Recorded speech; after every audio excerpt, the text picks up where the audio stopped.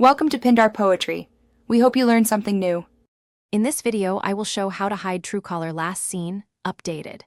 Open the Truecaller app, tap the menu, then go to Settings and Privacy to begin changing visibility options right away.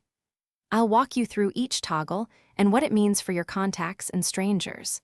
Follow along and change settings that match your comfort level, and remember that some choices affect mutual visibility with other users.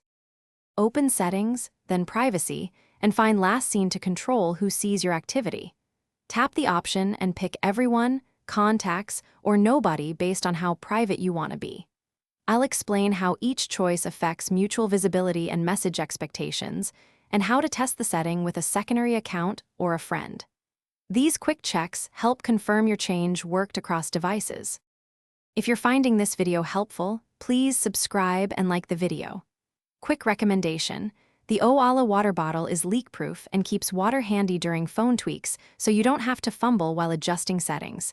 It's great for desk or pocket.